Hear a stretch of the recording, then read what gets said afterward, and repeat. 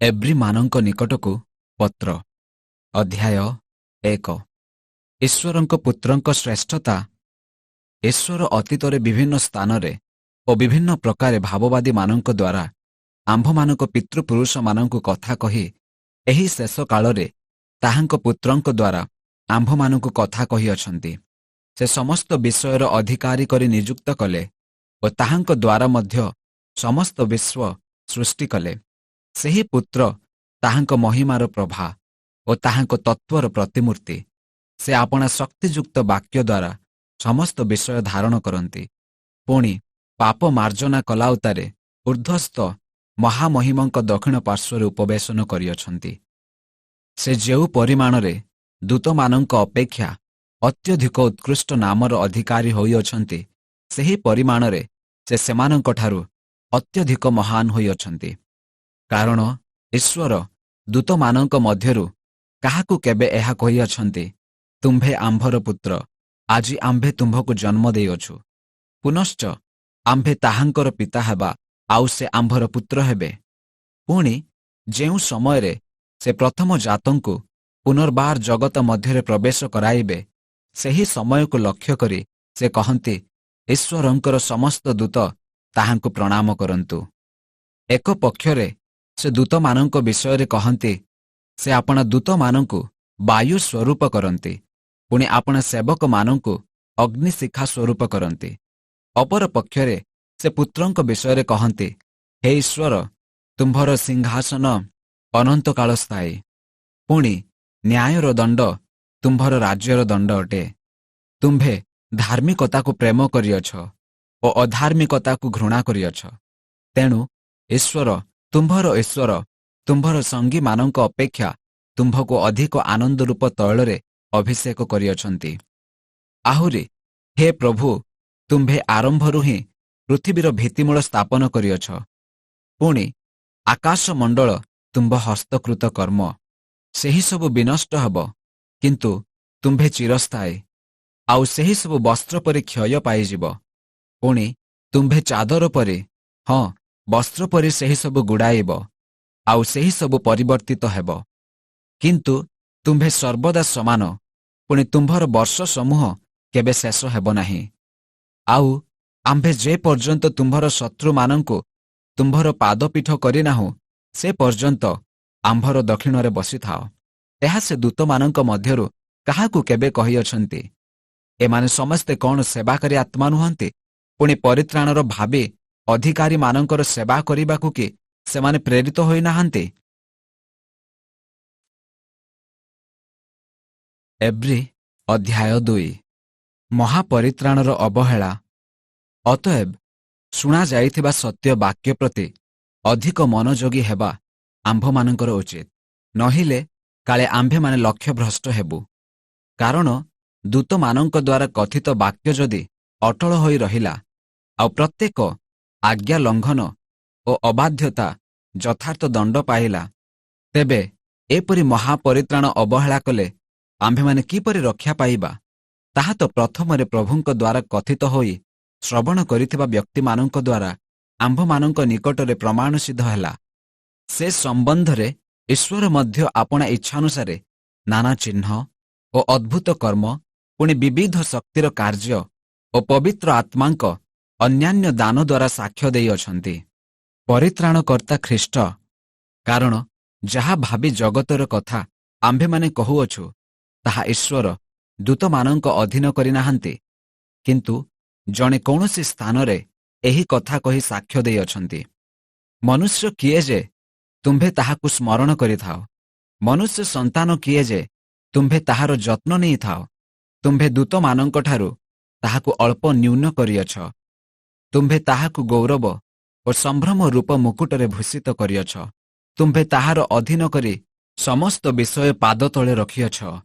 ପ୍ରକୃତରେ ସେ ସମସ୍ତ ବିଷୟକୁ ତାହାର ବଶୀଭୂତ କରିବାରେ କୌଣସି ବିଷୟକୁ ତାହାର ବଶୀଭୂତ ନ କରି ଛାଡ଼ି ନାହାନ୍ତି।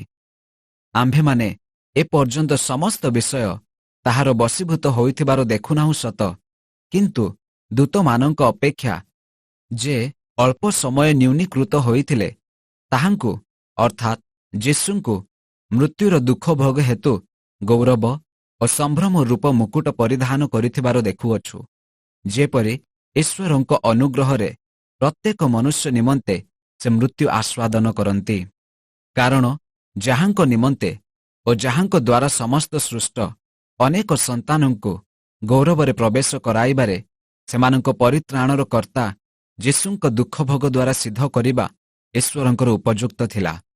ଯେଣୁ ଯେ ପବିତ୍ର କରନ୍ତି ଓ ଯେଉଁମାନେ ପବିତ୍ରୀକୃତ ହୁଅନ୍ତି ସେମାନେ ସମସ୍ତେ ଏକ ପିତାଙ୍କର ସନ୍ତାନ। ସେଥି ନିମନ୍ତେ ସେ ସେମାନଙ୍କୁ ଭ୍ରାତା ବୋଲି କହିବାକୁ ଲଜ୍ଜିତ ନୁହନ୍ତି। ଯେପରି ସେ ଈଶ୍ୱରଙ୍କୁ କହନ୍ତି, ମୁଁ ଆପଣା ଭ୍ରାତୃଗଣଙ୍କ ନିକଟରେ ତୁମ୍ଭ ନାମ ଘୋଷଣା କରିବି, ସଭା ମଧ୍ୟରେ ତୁମ୍ଭର ପ୍ରଶଂସା ଗାନ କରିବି। ପୁନଶ୍ଚ କହନ୍ତି, ମୁଁ ତାହାଙ୍କଠାରେ ମୋହର ବିଶ୍ୱାସ ରଖିବି। ପୁନର୍ବାର ଏହି ଦେଖ, ମୁଁ ଓ ଈଶ୍ୱରଙ୍କ ଦ୍ୱାରା ଦିଆଯାଇଥିବା ମୋହର ସନ୍ତାନମାନେ।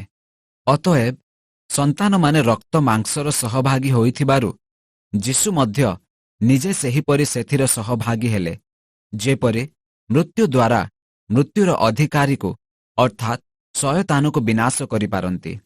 ପୁଣି ମୃତ୍ୟୁର ଭୟରେ ଯେଉଁମାନେ ଯାବଜୀବନ ଦାସତ୍ୱର ବନ୍ଧନରେ ଥିଲେ ସେମାନଙ୍କୁ ସେ ଉଦ୍ଧାର କରନ୍ତି।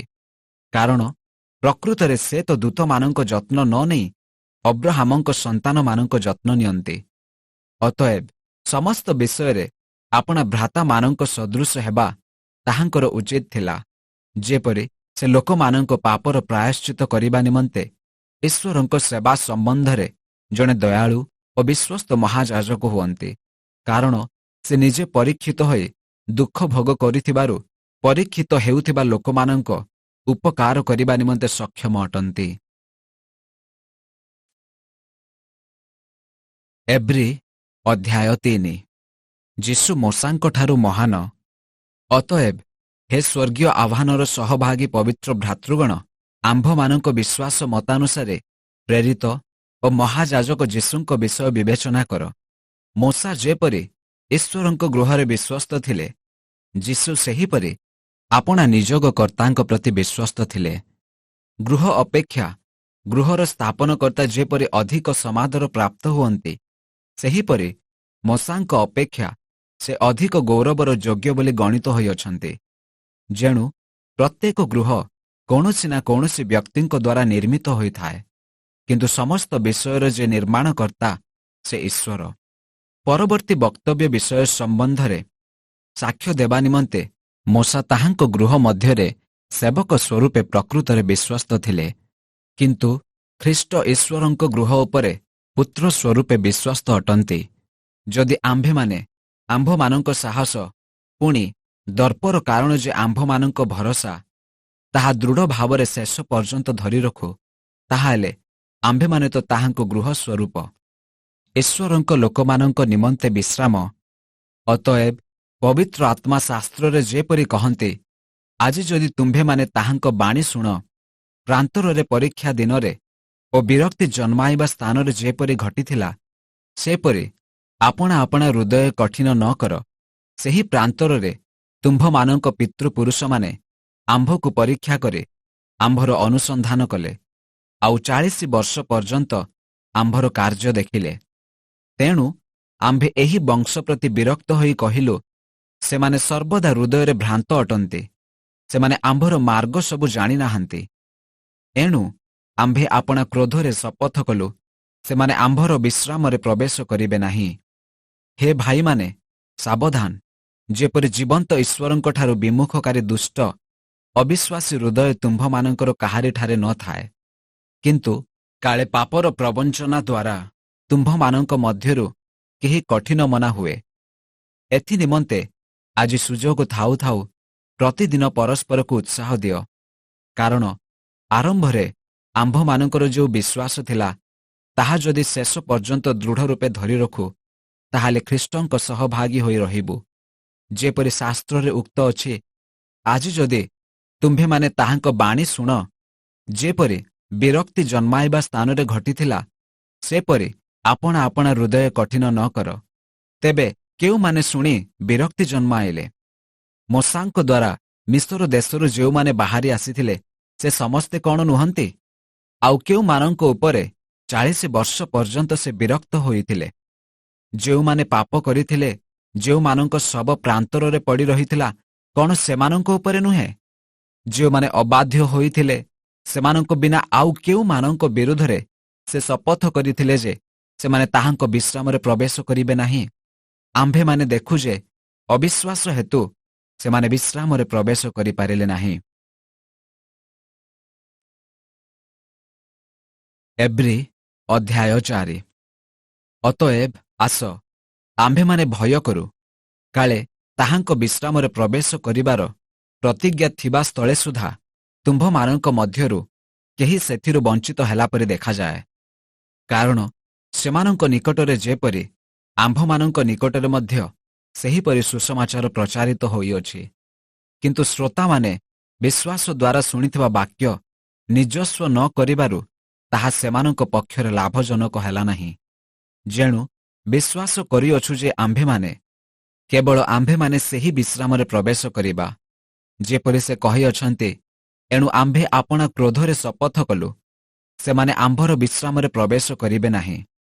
କିନ୍ତୁ ଜଗତର ପତନ ସମୟଠାରୁ ସମସ୍ତ କର୍ମ ସମାପ୍ତ ହୋଇଥିଲା, କାରଣ ସପ୍ତମ ଦିନ ସମ୍ବନ୍ଧରେ ସେ ଶାସ୍ତ୍ରରେ ଏହା କହିଅଛନ୍ତି, ଈଶ୍ୱର ସପ୍ତମ ଦିନରେ ଆପଣାର ସମସ୍ତ କାର୍ଯ୍ୟରୁ ବିଶ୍ରାମ କଲେ। ଆଉ ଏହି ସ୍ଥାନରେ ସେ ପୁନଶ୍ଚ କହିଅଛନ୍ତି, ସେମାନେ ଆମ୍ଭର ବିଶ୍ରାମରେ ପ୍ରବେଶ କରିବେ ନାହିଁ। ଅତଏବ କେତେକଙ୍କର ସେଥିରେ ପ୍ରବେଶ କରିବାର ବାକି ଥିବାରୁ, ପୁଣି ଯେଉଁମାନଙ୍କ ନିକଟରେ ସୁସମାଚାର ପୂର୍ବରେ ପ୍ରଚାରିତ ହୋଇଥିଲା, ସେମାନେ ଅବାଧ୍ୟତା ହେତୁ ପ୍ରବେଶ ନ କରିବାରୁ ସେ ପୁନର୍ବାର ଆଉ ଗୋଟିଏ ଦିନ ଅର୍ଥାତ୍ ଆଜି ଦିନ ନିରୂପଣ କରି ଏତେ କାଳ ପରେ ଦାଉଦଙ୍କ ଗ୍ରନ୍ଥରେ କହନ୍ତି, ଯେପରି ପୂର୍ବରେ କୁହାଯାଇଅଛି, ଆଜି ଯଦି ତୁମ୍ଭେମାନେ ତାହାଙ୍କ ବାଣୀ ଶୁଣ, ଆପଣା ଆପଣା ହୃଦୟ କଠିନ ନ କର। କାରଣ ଯଦି ଯେହୋଶୁଆ ସେମାନଙ୍କୁ ବିଶ୍ରାମ ଦେଇଥାନ୍ତେ, ତେବେ ସେ ପରେ ଅନ୍ୟ ଦିନର କଥା କହିନଥାନ୍ତେ। ଅତଏବ ଈଶ୍ୱରଙ୍କ ଲୋକମାନଙ୍କ ନିମନ୍ତେ ବିଶ୍ରାମ ବାର ଭୋଗ କରିବାର ବାକି ଅଛି। ଯେଣୁ ଯେ ତାହାଙ୍କ ବିଶ୍ରାମରେ ପ୍ରବେଶ କରିଅଛି, ଈଶ୍ୱର ଆପଣା କାର୍ଯ୍ୟରୁ ଯେପରି ବିଶ୍ରାମ କଲେ, ସେପରି ସେ ମଧ୍ୟ ଆପଣା କାର୍ଯ୍ୟରୁ ବିଶ୍ରାମ ପ୍ରାପ୍ତ ହୋଇଅଛି। ଏଣୁ ଆସ, ଆମ୍ଭେମାନେ ସେହି ବିଶ୍ରାମରେ ପ୍ରବେଶ କରିବାକୁ ଯତ୍ନ କରୁ, ଯେପରି କୌଣସି ଲୋକ ଅବାଧ୍ୟତାର ସେହି ଦୃଷ୍ଟାନ୍ତ ଅନୁସାରେ ପତିତ ନ ହୁଏ। କାରଣ ଈଶ୍ୱରଙ୍କ ବାକ୍ୟ ଜୀବନ୍ତ ଓ କାର୍ଯ୍ୟ ସାଧକ, ପୁଣି ଦ୍ୱିଧାର ଖଡ୍ଗଠାରୁ ତୀକ୍ଷ୍ଣତର, ଆଉ ପ୍ରାଣ ଓ ଆତ୍ମା, ଗ୍ରନ୍ଥି ଓ ମଜ୍ଜାର ବିଚ୍ଛେଦ ପର୍ଯ୍ୟନ୍ତ ପରିଭେଦକ, ଏବଂ ହୃଦୟର ଚିନ୍ତା ଓ ଭାବର ସୂକ୍ଷ୍ମ ବିଚାରକ ଅଟେ।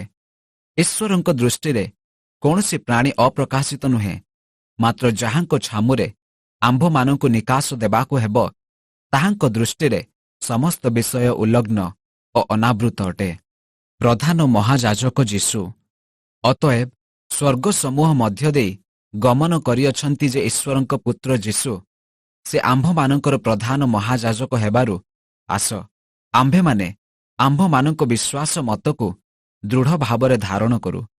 କାରଣ ଯେ ଆମ୍ଭମାନଙ୍କ ଦୁର୍ବଳତାରେ ଆମ୍ଭମାନଙ୍କ ପ୍ରତି ସହାନୁଭୂତି ଦେଖାଇବାକୁ ଅସମର୍ଥ, ଆମ୍ଭମାନଙ୍କର ଏପରି ମହାଯାଜକ ନାହାନ୍ତି, ବରଂ ସେ ପାପ ରହିତ ହୋଇ ଆମ୍ଭମାନଙ୍କ ପରି ସର୍ବୋତ୍ତ ଭାବେ ପରୀକ୍ଷିତ ହେଲେ। ଅତଏବ ଆସ, କୃପା ପ୍ରାପ୍ତି ନିମନ୍ତେ ପୁଣି ଉପଯୁକ୍ତ ସମୟରେ ଉପକାରକଙ୍କ ଦୟା ପାଇବା ନିମନ୍ତେ ଆମ୍ଭେମାନେ ସାହସରେ ଅନୁଗ୍ରହ ସିଂହାସନ ନିକଟକୁ ଯାଉ। ଏବ୍ରୀ ଅଧ୍ୟାୟ 5।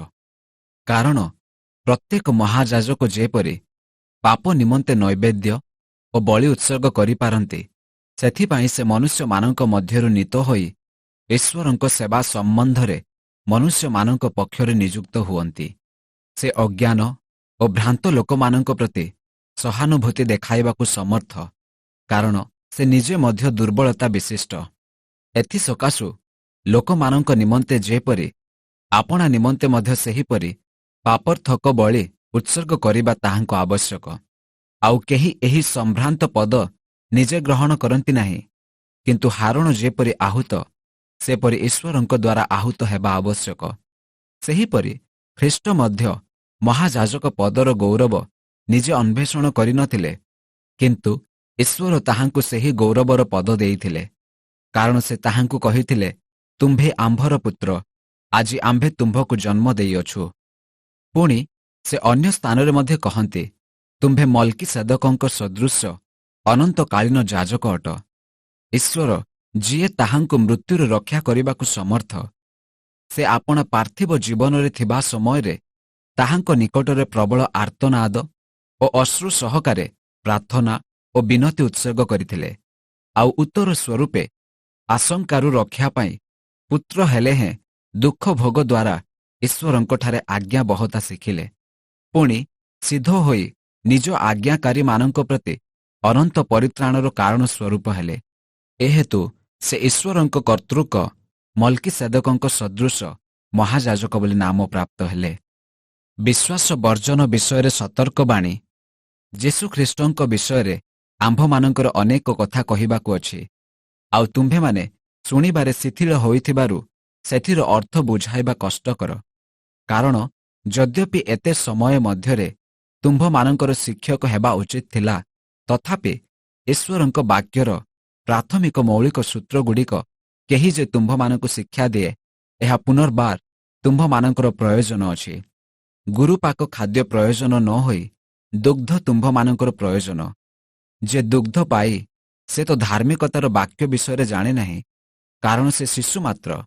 କିନ୍ତୁ ବୃଦ୍ଧ ଲୋକେ ଅର୍ଥାତ୍ ଯେଉଁମାନେ ଜ୍ଞାନେନ୍ଦ୍ରିୟଗୁଡ଼ିକର ଅଭ୍ୟାସ ଦ୍ୱାରା ଭଲ ମନ୍ଦ ନିରୂପଣ କରିବାକୁ ସକ୍ଷମ, ସେମାନଙ୍କ ନିମନ୍ତେ ଗୁରୁପାକ ଖାଦ୍ୟ ପ୍ରୟୋଜନ। ଏବ୍ରୀ ଅଧ୍ୟାୟ 6। ଅତଏବ ଆସ, ଆମ୍ଭେମାନେ ଖ୍ରୀଷ୍ଟଙ୍କ ବିଷୟକ ପ୍ରାଥମିକ ଶିକ୍ଷା ପରିତ୍ୟାଗ କରି ମୃତ କର୍ମରୁ ମନ ପରିବର୍ତ୍ତନ, ଈଶ୍ୱରଙ୍କଠାରେ ବିଶ୍ୱାସ, ନାନା ବାପ୍ତିସ୍ମ ସମ୍ବନ୍ଧୀୟ ଶିକ୍ଷା, ହସ୍ତାର୍ପଣ, ମୃତମାନଙ୍କ ପୁନରୁତ୍ଥାନ ଓ ଅନନ୍ତ ବିଚାର ସ୍ୱରୂପ ଭିତ୍ତିମୂଳ ପୁନର୍ବାର ନ ବସାଇ ସିଦ୍ଧି ଲାଭ କରିବା ନିମନ୍ତେ ଅଗ୍ରସର ହେଉ। ହଁ, ଈଶ୍ୱରଙ୍କ ଅନୁମତି ହେଲେ ଆମ୍ଭେମାନେ ଏହା କରିବା। କାରଣ ଯେଉଁମାନେ ଥରେ ଆଲୋକ ପ୍ରାପ୍ତ କରିଅଛନ୍ତି, ସ୍ୱର୍ଗୀୟ ଦାନର ଆସ୍ୱାଦ ପାଇଅଛନ୍ତି, ପବିତ୍ର ଆତ୍ମାଙ୍କର ସହଭାଗୀ ହୋଇଅଛନ୍ତି, ଈଶ୍ୱରଙ୍କ ଉତ୍ତମ ବାକ୍ୟ ଓ ଆଗାମୀ ଯୁଗର ଶକ୍ତି ଆସ୍ୱାଦନ କରିଅଛନ୍ତି, ସେମାନେ ଯଦି ସତ୍ୟଭ୍ରଷ୍ଟ ହୁଅନ୍ତି, ତାହେଲେ ମନ ପରିବର୍ତ୍ତନ ନିମନ୍ତେ ସେମାନଙ୍କୁ ପୁନର୍ବାର ନୂତନ କରାଇବା ଅସାଧ୍ୟ। ଯେଣୁ ସେମାନେ ଆପଣା ଆପଣାର ବିନାଶ ନିମନ୍ତେ ଈଶ୍ୱରଙ୍କ ପୁତ୍ରଙ୍କୁ ପୁଣି କୃଷାର୍ପଣ କରି ପ୍ରକାଶ୍ୟରେ ତାହାଙ୍କୁ ନିନ୍ଦାର ପାତ୍ର କରନ୍ତି।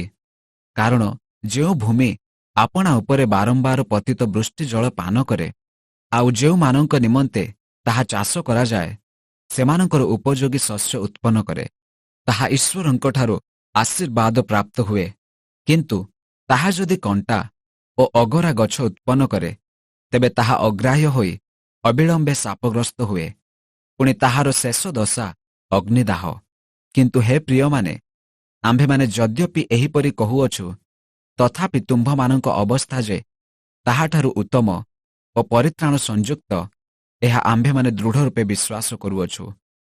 କାରଣ ଈଶ୍ୱର ତୁମ୍ଭମାନଙ୍କର କର୍ମ ଆଉ ସାଧୁ ଲୋକମାନଙ୍କର ସେବା କରିଥିବା ଦ୍ୱାରା ଓ ଯାହା ଏବେ ମଧ୍ୟ କରୁଥିବା ଦ୍ୱାରା ତାହାଙ୍କ ନାମ ପ୍ରତି ତୁମ୍ଭେମାନେ ଯେଉଁ ପ୍ରେମ କରୁଅଛ, ତାହା ଈଶ୍ୱର ଯେ ଭୁଲିଯିବେ, ଏପରି ଅନ୍ୟାୟକାରୀ ସେ ନୁହନ୍ତି। ମାତ୍ର ଆମ୍ଭମାନଙ୍କର ଏକାନ୍ତ ଇଚ୍ଛା ଯେ ତୁମ୍ଭେମାନେ ପ୍ରତ୍ୟେକ ଶେଷ ପର୍ଯ୍ୟନ୍ତ ସୁଦ୍ଧା ଦୃଢ଼ ଭରସା ସହ ସେହି ପ୍ରକାର ଯତ୍ନବାନ ହୁଅ, ଯେପରି ତୁମ୍ଭେମାନେ ଶିଥିଳ ନ ହୋଇ ଯେଉଁମାନେ ବିଶ୍ୱାସ ଓ ଧୈର୍ଯ୍ୟ ଦ୍ୱାରା ପ୍ରତିଜ୍ଞା ସମୂହର ଅଧିକାରୀ, ବରଂ ସେମାନଙ୍କର ଅନୁକାରୀ ହୁଅ। ଈଶ୍ୱରଙ୍କ ଅଟଳ ପ୍ରତିଜ୍ଞା। କାରଣ ଈଶ୍ୱର ଯେତେବେଳେ ଅବ୍ରାହାମଙ୍କ ନିକଟରେ ପ୍ରତିଜ୍ଞା କରିଥିଲେ, ସେତେବେଳେ ସେ ଆଉ କୌଣସି ମହାନ ନାମ ନ ପାଇବାରୁ ଆପଣା ନାମରେ ଶପଥ କରି କହିଥିଲେ, ଆମ୍ଭେ ଅବଶ୍ୟ ତୁମ୍ଭକୁ ଆଶୀର୍ବାଦ କରିବା ଓ ତୁମ୍ଭ ବଂଶର ଅତିଶୟ ବୃଦ୍ଧି କରିବା। ଆଉ ଏହି ପ୍ରକାରେ ଦୀର୍ଘ ସହିଷ୍ଣୁ ହୋଇ ଅବ୍ରାହାମ ପ୍ରତିଜ୍ଞାର ଫଳପ୍ରାପ୍ତ ହୋଇଥିଲେ। ମନୁଷ୍ୟମାନେ ତ ସେମାନଙ୍କଠାରୁ ମହାନ ନାମରେ ଶପଥ କରିଥାନ୍ତି, ଆଉ କଥା ସ୍ଥିର କରିବା ନିମନ୍ତେ ସେମାନଙ୍କର ସମସ୍ତ ବିବାଦର ନିଷ୍ପତ୍ତି ଶପଥ ଦ୍ୱାରା ହୁଏ। ଏଣୁ ଈଶ୍ୱର ପ୍ରତିଜ୍ଞାର ଅଧିକାରୀମାନଙ୍କ ନିକଟରେ ଆପଣା ସଂକଳ୍ପର ଅଟଳତା ଅଧିକ ସ୍ପଷ୍ଟ ଭାବରେ ପ୍ରକାଶ କରିବାକୁ ଇଚ୍ଛା କରି ପ୍ରତିଜ୍ଞା ସହ ଶପଥ ମଧ୍ୟ କରିଥିଲେ, ଯେପରି ଯେଉଁ ଦୁଇ ଅପରିବର୍ତ୍ତନୀୟ ବିଷୟରେ ଈଶ୍ୱରଙ୍କ ମିଥ୍ୟା କହିବା ଅସମ୍ଭବ, ତଦ୍ୱାରା ସମ୍ମୁଖସ୍ଥ ଭରସାକୁ ଧରିବା ନିମନ୍ତେ ଆଶ୍ରୟସ୍ଥଳକୁ ପଳାୟନ କରିଅଛୁ ଯେ ଆମ୍ଭେମାନେ ଦୃଢ଼ ଉତ୍ସାହ ପ୍ରାପ୍ତ ହେଉ। ସେହି ଭରସା ଆମ୍ଭମାନଙ୍କ ଆତ୍ମାର ଲଙ୍ଗର ସ୍ୱରୂପ ତାହା ବିଚ୍ଛେଦ ବସ୍ତ୍ରାବୃତ ସ୍ଥାନରେ ପ୍ରବେଶ କରି ଦୃଢ଼ ଓ ଅଟଳ ହୋଇଅଛି। ଆଉ ଯୀଶୁ ସେହି ସ୍ଥାନରେ ମଲ୍କିସେଦକଙ୍କ ସଦୃଶ ଅନନ୍ତକାଳୀନ ମହାଯାଜକ ହୋଇ ଆମ୍ଭମାନଙ୍କର ଅଗ୍ରଗାମୀ ରୂପେ ପ୍ରବେଶ କରିଅଛନ୍ତି। ଏବ୍ରୀ ଅଧ୍ୟାୟ 7। ମଲ୍କିସେଦକଙ୍କ ଯାଜକ ପଦ। ଏହି ମଲ୍କିସେଦକ ସାଲେମର ରାଜା ଓ ପରାତ୍ପର ଈଶ୍ୱରଙ୍କ ଯାଜକ ଥିଲେ। ସେ ଅବ୍ରାହମ ରାଜାମାନଙ୍କୁ ସଂହାର କରି ପ୍ରତ୍ୟାବର୍ତ୍ତନ କରିବା ସମୟରେ ସେ ତାହାଙ୍କ ସଙ୍ଗେ ସାକ୍ଷାତ କରି ଆଶୀର୍ବାଦ କରିଥିଲେ। ଅବ୍ରାହମ ମଧ୍ୟ ତାହାଙ୍କୁ ସମସ୍ତ ପଦାର୍ଥରୁ ଦଶମାଂଶ ଦେଇଥିଲେ। ଅନୁବାଦ କଲେ, ଏହାଙ୍କ ନାମର ପ୍ରଥମ ଅର୍ଥ ଧର୍ମରାଜା, ଦ୍ୱିତୀୟ ସାଲେମର ରାଜା ଅର୍ଥାତ୍ ଶାନ୍ତି ରାଜା। ଏହାଙ୍କର ପିତା କି ମାତା କି ବଂଶାବଳୀର କିମ୍ବା ଆୟୁର ଆରମ୍ଭ ଓ ଜୀବନର ଅନ୍ତ କିଛି ହିଁ ଜଣାନାହିଁ।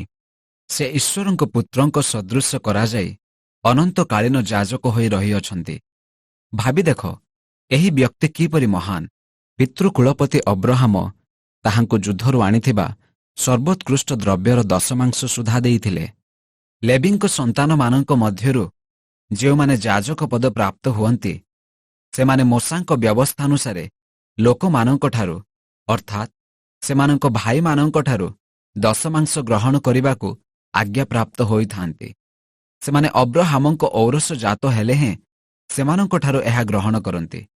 କିନ୍ତୁ ମଲ୍କିସେଦକ ଲେବୀୟ ବଂଶାବଳୀର ଅନ୍ତର୍ଗତ ନୁହନ୍ତି।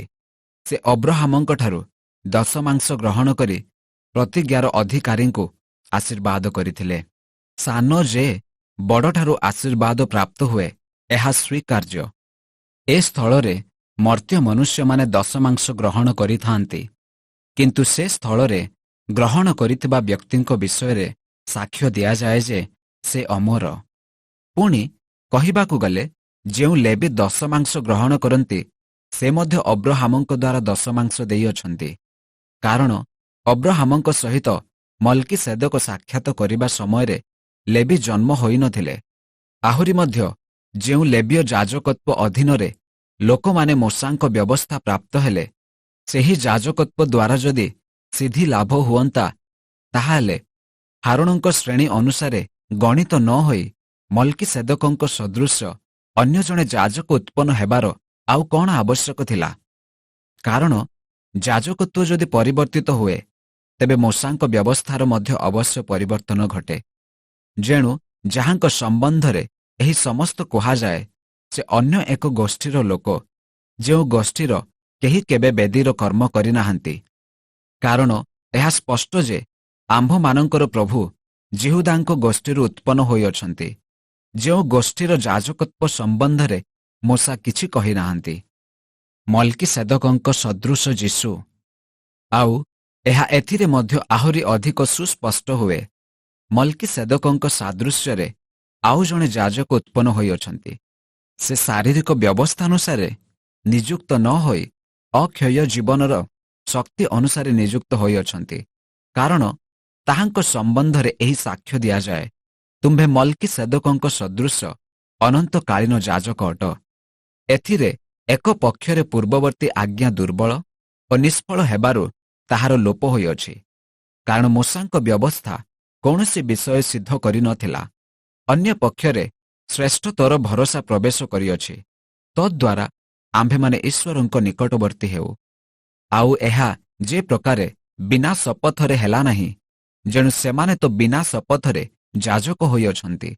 କିନ୍ତୁ ଯେ ତାହାଙ୍କ ବିଷୟରେ ଏହା କହିଅଛନ୍ତି, ପ୍ରଭୁ ଶପଥ କରିଅଛନ୍ତି, ଆଉ ସେ ଅନୁତାପ କରିବେ ନାହିଁ, ତୁମ୍ଭେ ଅନନ୍ତକାଳୀନ ଯାଜକ ଅଟ। ତାହାଙ୍କ ଦ୍ୱାରା ସେ ଶପଥ ସହକାରେ ଯାଜକ ହୋଇଅଛନ୍ତି। ସେହି ପ୍ରକାରେ ଯୀଶୁ ଶ୍ରେଷ୍ଠତର ନିୟମର ମଧ୍ୟସ୍ଥ ହୋଇଅଛନ୍ତି। ସେହି ଯାଜକମାନେ ତ ବହୁ ସଂଖ୍ୟାରେ ନିଯୁକ୍ତ ହୋଇଅଛନ୍ତି, କାରଣ ମୃତ୍ୟୁ ସେମାନଙ୍କୁ ଚିରସ୍ଥାୟୀ ହେବାକୁ ଦେଇନାହିଁ, କିନ୍ତୁ ସେ ନିତ୍ୟସ୍ଥାୟୀ ହେବାରୁ ଅପରିବର୍ତ୍ତନୀୟ ଯାଜକତ୍ୱ ପ୍ରାପ୍ତ କରିଅଛନ୍ତି। ଅତଏବ ତାହାଙ୍କ ଦ୍ୱାରା ଯେଉଁମାନେ ଈଶ୍ୱରଙ୍କ ନିକଟବର୍ତ୍ତୀ ହୁଅନ୍ତି, ସେମାନଙ୍କୁ ସେ ସମ୍ପୂର୍ଣ୍ଣ ରୂପେ ପରିତ୍ରାଣ ଦେବାକୁ ସକ୍ଷମ ଅଟନ୍ତି, ଯେଣୁ ସେମାନଙ୍କ ନିମନ୍ତେ ନିବେଦନ କରିବା ପାଇଁ ସେ ନିତ୍ୟ ଜୀବିତ। କାରଣ ଏହି ପ୍ରକାର ମହାଯାଜକ ଆମ୍ଭମାନଙ୍କ ପକ୍ଷରେ ଉପଯୁକ୍ତ, ଯିଏକି ପବିତ୍ର, ନିର୍ଦ୍ଦୋଷ, ନିଷ୍କଳଙ୍କ, ପାପୀମାନଙ୍କଠାରୁ ପୃଥକୀକୃତ, ପୁଣି ଆକାଶ ମଣ୍ଡଳ ଉପରେ ଉଚ୍ଚୀକୃତ। ସେହି ମହାଯାଜକମାନଙ୍କ ସଦୃଶ ପ୍ରତିଦିନ ପ୍ରଥମରେ ଆପଣାର ପାପ ପାଇଁ ଓ ପରେ ଲୋକମାନଙ୍କ ପାପ ପାଇଁ ବଳି ଉତ୍ସର୍ଗ କରିବା ତାହାଙ୍କର ଆବଶ୍ୟକ ନୁହେଁ, କାରଣ ଆପଣାକୁ ଉତ୍ସର୍ଗ କରିବା ଦ୍ୱାରା ସେ ଏକାଥରକେ ଏହା କରିଅଛନ୍ତି। ଯେଣୁ ମୋଶାଙ୍କ ବ୍ୟବସ୍ଥା ଦୁର୍ବଳତା ବିଶିଷ୍ଟ ମନୁଷ୍ୟକୁ ମହାଯାଜକ ପଦରେ ନିଯୁକ୍ତ କରେ, କିନ୍ତୁ ଯେଉଁ ଶପଥ ବାକ୍ୟ ମୋଶାଙ୍କ ବ୍ୟବସ୍ଥା ପରେ ହୋଇଥିଲା, ତାହା ଅନନ୍ତକାଳ ପର୍ଯ୍ୟନ୍ତ ସିଦ୍ଧିପ୍ରାପ୍ତ ଈଶ୍ୱରଙ୍କ ପୁତ୍ରଙ୍କୁ ନିଯୁକ୍ତ କରେ। ଏବ୍ରୀ ଅଧ୍ୟାୟ 8। ଯୀଶୁ ଏକ ଶ୍ରେଷ୍ଠତର ନିୟମର ମହାଯାଜକ। ଆମ୍ଭେମାନେ ଯାହା କହୁଅଛୁ ସେଥିର ପ୍ରଧାନ ବିଷୟ ଏହି: ଆମ୍ଭମାନଙ୍କର ଏପରି ଜଣେ ମହାଯାଜକ ଅଛନ୍ତି, ଯିଏ ସ୍ୱର୍ଗରେ ମହାମହିମଙ୍କ ସିଂହାସନର ଦକ୍ଷିଣ ପାର୍ଶ୍ୱରେ ଉପବିଷ୍ଟ ହୋଇଅଛନ୍ତି। ସେ ମହାପବିତ୍ର ସ୍ଥାନର ପୁଣି ଯେଉଁ ଯଥାର୍ଥ ତମ୍ବୁ ମନୁଷ୍ୟ ଦ୍ୱାରା ସ୍ଥାପିତ ନ ହୋଇ ପ୍ରଭୁଙ୍କ ଦ୍ୱାରା ସ୍ଥାପିତ ହୋଇଅଛି, ସେଥିର ସେବକ ଅଟନ୍ତି। କାରଣ ପ୍ରତ୍ୟେକ ମହାଯାଜକ ଦାନ ଓ ବଳି ଉଭୟ ଉତ୍ସର୍ଗ କରିବାକୁ ନିଯୁକ୍ତ ହୁଅନ୍ତି। ଅତଏବ ଏହି ମହାଯାଜକଙ୍କର ମଧ୍ୟ ଉତ୍ସର୍ଗ କରିବା ନିମନ୍ତେ କିଛି ଥିବା ଆବଶ୍ୟକ। ଯୀଶୁଖ୍ରୀଷ୍ଟ ଯେବେ ପୃଥିବୀରେ ଥାଆନ୍ତେ, ତାହାହେଲେ ଯାଜକ ସୁଦ୍ଧା ହୋଇପାରିନଥାନ୍ତେ। କାରଣ ଯେଉଁମାନେ ମୋଶାଙ୍କ ବ୍ୟବସ୍ଥା ଅନୁସାରେ ଦାନ ଉତ୍ସର୍ଗ କରନ୍ତି, ଏପରି ଯାଜକମାନେ ଅଛନ୍ତି। ସେମାନେ ଯାହାର ସେବା କରନ୍ତି ତାହା ସ୍ୱର୍ଗୀୟ ବିଷୟଗୁଡ଼ିକର ଦୃଷ୍ଟାନ୍ତ ଓ ଛାୟା ମାତ୍ର। ତମ୍ବୁ ନିର୍ମାଣ କରିବାକୁ ଉଦ୍ୟତ ହେବା ସମୟରେ ମୋଶା ଯେପରି ଆଦେଶ ପ୍ରାପ୍ତ ହୋଇଥିଲେ, କାରଣ ଈଶ୍ୱର କହିଥିଲେ, ସାବଧାନ, ପର୍ବତରେ ତୁମ୍ଭକୁ ଯେଉଁ ଆଦର୍ଶ ଦେଖାଇ ଦିଆଯାଇଥିଲା, ତଦନୁସାରେ ସମସ୍ତ ନିର୍ମାଣ କର। କିନ୍ତୁ ଏବେ ଯେଉଁ ପରିମାଣରେ ଖ୍ରୀଷ୍ଟ ଉତ୍କୃଷ୍ଟତର ପ୍ରତିଜ୍ଞାଗୁଡ଼ିକ ଉପରେ ସ୍ଥାପିତ ଶ୍ରେଷ୍ଠତର ନିୟମର ମଧ୍ୟସ୍ଥ ହୋଇଅଛନ୍ତି, ସେହି ପରିମାଣରେ ମଧ୍ୟ ଉତ୍କୃଷ୍ଟତର ସେବକ ପଦ ପ୍ରାପ୍ତ କରିଅଛନ୍ତି। କାରଣ ପ୍ରଥମ ନିୟମ ଯଦି ଦୋଷ ରହିତ ହୋଇଥାନ୍ତା, ତେବେ ଦ୍ୱିତୀୟ ନିୟମର କଥା ଉଠିନଥାନ୍ତା। ଯେଣୁ ଈଶ୍ୱର ସେଥିର ଦୋଷ ପ୍ରକାଶ କରି ସେମାନଙ୍କୁ କହନ୍ତି, ପ୍ରଭୁ କହନ୍ତି, ଦେଖ, ସମୟ ଆସୁଅଛି ଯେତେବେଳେ ଆମ୍ଭେ ଇସ୍ରାଏଲ ବଂଶ ଓ ଜିହୁଦା ବଂଶ ସହିତ ଗୋଟିଏ ନୂତନ ନିୟମ ସ୍ଥାପନ କରିବା। ଯେଉଁ କାଳରେ ଆମ୍ଭେ ସେମାନଙ୍କର ପିତୃପୁରୁଷମାନଙ୍କୁ ହସ୍ତ ଧରି ମିଶର ଦେଶରୁ ବାହାର କରି ଆଣିଥିଲୁ, ସେହି ସମୟରେ ସେମାନଙ୍କ ସହିତ ଆମ୍ଭେ ଯେଉଁ ନିୟମ କରିଥିଲୁ, ଏହା ତଦନୁଯାୟୀ ନୁହେଁ। ଯେଣୁ ସେମାନେ ଆମ୍ଭ ନିୟମରେ ସ୍ଥିର ରହିଲେ ନାହିଁ, ଆଉ ଆମ୍ଭେ ସେମାନଙ୍କ ପ୍ରତି ମନୋଯୋଗ କଲୁ ନାହିଁ, ଏହା ପ୍ରଭୁ କହନ୍ତି। କାରଣ ପ୍ରଭୁଙ୍କ କଥା ଏହି: ସେହି ସମୟ ଉତ୍ତାରେ ଆମ୍ଭେ ଇସ୍ରାଏଲ ବଂଶ ସହିତ ଯେଉଁ ନିୟମ ସ୍ଥାପନ କରିବା, ତାହା ଏହି: ଆମ୍ଭେ ସେମାନଙ୍କ ମନରେ ଆପଣା ବ୍ୟବସ୍ଥା ଦେବା, ସେମାନଙ୍କ ହୃଦୟରେ ସେହିସବୁ ଲେଖିବା। ଆମ୍ଭେ ସେମାନଙ୍କ ଈଶ୍ୱର ହେବା, ସେମାନେ ଆମ୍ଭର ଲୋକ ହେବେ। ପୁଣି ପ୍ରଭୁଙ୍କୁ ଜାଣ ବୋଲି କହି ସେମାନେ ପ୍ରତ୍ୟେକେ ଆପଣା ଆପଣା ସହନଗରବାସୀଙ୍କୁ ଆଉ ପ୍ରତ୍ୟେକେ ଆପଣା ଆପଣା ଭାଇଙ୍କୁ ଶିକ୍ଷା ଦେବେ ନାହିଁ, ଯେଣୁ ସାନଠାରୁ ବଡ଼ ପର୍ଯ୍ୟନ୍ତ ସେମାନେ ସମସ୍ତେ ଆମ୍ଭକୁ ଜାଣିବେ। କାରଣ ଆମ୍ଭେ ସେମାନଙ୍କର ଅଧର୍ମ ପ୍ରତି ସଦୟ ହେବା, ପୁଣି ସେମାନଙ୍କର ପାପ ସବୁ ଆଉ ସ୍ମରଣରେ ଆଣିବା ନାହିଁ। ସେ ନୂତନ ନିୟମ ବୋଲି କହିବା ଦ୍ୱାରା ପ୍ରଥମକୁ ପୁରାତନ କରିଅଛନ୍ତି, ଆଉ ଯାହା ପୁରାତନ ଓ ଜୀର୍ଣ୍ଣ ହୋଇଯାଉଅଛି, ତାହାର ଲୋପ ହେବାର ସମୟ ସନ୍ନିକଟ। ଏବ୍ରୀ ଅଧ୍ୟାୟ 9। ପାର୍ଥିବ ପବିତ୍ର ସ୍ଥାନ। ପ୍ରକୃତରେ ସେହି ପ୍ରଥମ ନିୟମର ମଧ୍ୟ ଉପାସନା ସମ୍ବନ୍ଧୀୟ ନାନା ବିଧି ବିଧାନ ଓ ଗୋଟିଏ ପାର୍ଥିବ ପବିତ୍ର ସ୍ଥାନ ଥିଲା। କାରଣ ଗୋଟିଏ ତମ୍ବୁ ନିର୍ମିତ ହୋଇଥିଲା, ସେଥିର ପ୍ରଥମ ଭାଗରେ ଦୀପବୃକ୍ଷ, ମେଜ ଓ ଉତ୍ସର୍ଗୀକୃତ ରୁଟି ଥିଲା। ତାହାକୁ ପବିତ୍ର ସ୍ଥାନ ବୋଲି କହନ୍ତି। ପୁଣି ଦ୍ୱିତୀୟ ଯବନିକାର ପଶ୍ଚାତରେ ତମ୍ବୁର ଯେଉଁ ଭାଗ ଥିଲା, ତାହାକୁ ମହାପବିତ୍ର ସ୍ଥାନ ବୋଲି କହନ୍ତି। ସେଠାରେ ସୁବର୍ଣ୍ଣର ଧୂପବେଦୀ ଓ ଚତୁଃପାର୍ଶ୍ୱ ସୁବର୍ଣ୍ଣ ମଣ୍ଡିତ ନିୟମ ସିନ୍ଦୁକ ଥିଲା। ସେହି ନିୟମ ସିନ୍ଦୁକରେ ମାନା ରଖାଯାଇଥିବା ଗୋଟିଏ ସୁବର୍ଣ୍ଣର ପାତ୍ର, ହାରଣଙ୍କ ମଞ୍ଜରିତ ଯଷ୍ଟି ଓ ନିୟମର 2 ପ୍ରସ୍ତର ଫଳକ ଥିଲା। ଆଉ ତାହା ଉପରେ ପାପାଚ୍ଛାଦନକୁ ଛାୟା କରୁଥିବା ଈଶ୍ୱରଙ୍କ ଗୌରବ ସୂଚକ 2ଟି କିରୁବ ଥିଲେ। ସେହି ସବୁ ବିଷୟରେ ଏବେ ଆମ୍ଭେମାନେ ସବିଶେଷ କହି ନ ପାରୁ। ଏହିସବୁ ଏହି ପ୍ରକାରେ ପ୍ରସ୍ତୁତ ହୋଇଥିବାରୁ ଯାଜକମାନେ ଉପାସନା କରିବା ନିମନ୍ତେ ତମ୍ବୁର ପ୍ରଥମ ଭାଗରେ ସର୍ବଦା ପ୍ରବେଶ କରନ୍ତି, କିନ୍ତୁ ଦ୍ୱିତୀୟ ଭାଗରେ କେବଳ ମହାଯାଜକ ବର୍ଷକୁ ଥରେ ପ୍ରବେଶ କରନ୍ତି। ଆଉ ସେ ଆପଣାର ଓ ଲୋକମାନଙ୍କର ଅଜ୍ଞାନକୃତ ପାପ ନିମନ୍ତେ ଉତ୍ସର୍ଗ କରିବାର ରକ୍ତ ନ ନେଇ ପ୍ରବେଶ କରନ୍ତି ନାହିଁ। ଏଥିରେ ପବିତ୍ର ଆତ୍ମା ଏହା ପ୍ରକାଶ କରନ୍ତି ଯେ ପ୍ରଥମ ତମ୍ବୁ ରହିଥିବା ପର୍ଯ୍ୟନ୍ତ ପବିତ୍ର ସ୍ଥାନରେ ପ୍ରବେଶ କରିବାର ପଥ ପ୍ରକାଶିତ ହୋଇନାହିଁ। ଏହି ପ୍ରଥମ ତମ୍ବୁ ବର୍ତ୍ତମାନ ସମୟ ନିମନ୍ତେ ନିଦର୍ଶନ ସ୍ୱରୂପ, ଆଉ ତଦନୁସାରେ ଦାନ ଓ ବଳି ଉଭୟ ଉତ୍ସର୍ଗ କରାଯାଏ। କିନ୍ତୁ ଏହିସବୁ ଉପାସକକୁ ବିବେକଗତ ସିଦ୍ଧି ଦାନ କରିପାରେ ନାହିଁ। ଏହି ସମସ୍ତ ଖାଦ୍ୟ, ପେୟ ଓ ବିବିଧ ପ୍ରକାର ସୂଚୀକ୍ରିୟା ସଂଶୋଧନର ସମୟ ପର୍ଯ୍ୟନ୍ତ ପାଳନୀୟ ଶାରୀରିକ ବିଧିବିଧାନ ମାତ୍ର। ଯୀଶୁଙ୍କ ରକ୍ତରେ ମୁକ୍ତି ସାଧନ। କିନ୍ତୁ ଖ୍ରୀଷ୍ଟ ବର୍ତ୍ତମାନ ଉତ୍ତମ ବିଷୟର ମହାଯାଜକ ସ୍ୱରୂପେ ଉପସ୍ଥିତ ହୋଇ ଏହି ସୃଷ୍ଟିରୁ ଭିନ୍ନ ଅହସ୍ତକୃତ ମହତ୍ ଓ ଶ୍ରେଷ୍ଠତର ତମ୍ବୁ ଦେଇ ଯାଇ ଛାଗ ଓ ଗୋବତ୍ସର ରକ୍ତ ନୁହେଁ, ମାତ୍ର ଆପଣାର ରକ୍ତ ଘେନି ଏକାଥରକେ ମହାପବିତ୍ର ସ୍ଥାନରେ ପ୍ରବେଶ କରି ଅନନ୍ତ ମୁକ୍ତି ସାଧନ କରିଅଛନ୍ତି।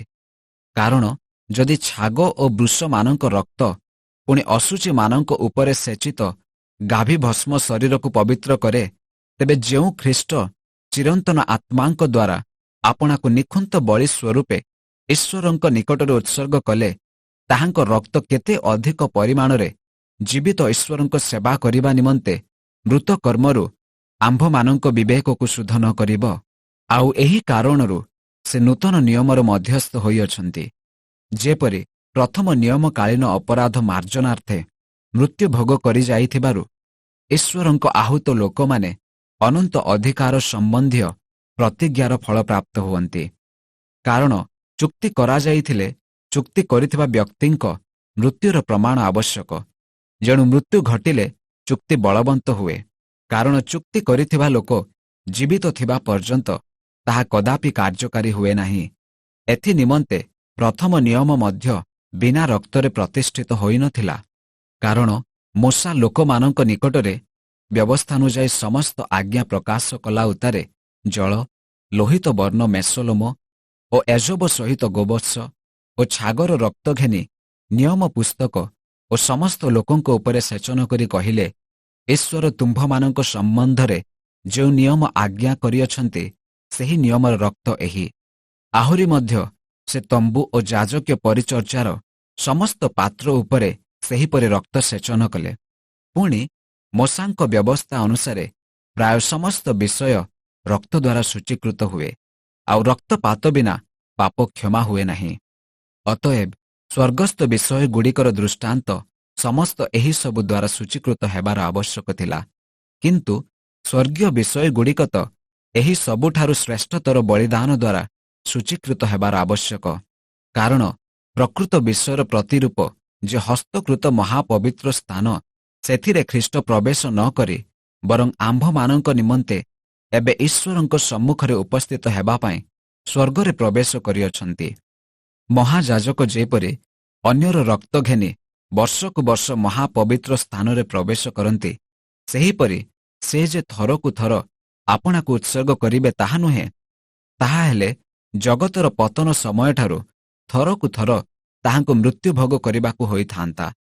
କିନ୍ତୁ ଏବେ ସେ ଯୁଗାନ୍ତ ସମୟରେ ଆପଣାକୁ ବଳି ରୂପେ ଉତ୍ସର୍ଗ କରିବା ଦ୍ୱାରା ପାପ ଦୂର କରିବାକୁ ପ୍ରକାଶିତ ହୋଇଅଛନ୍ତି।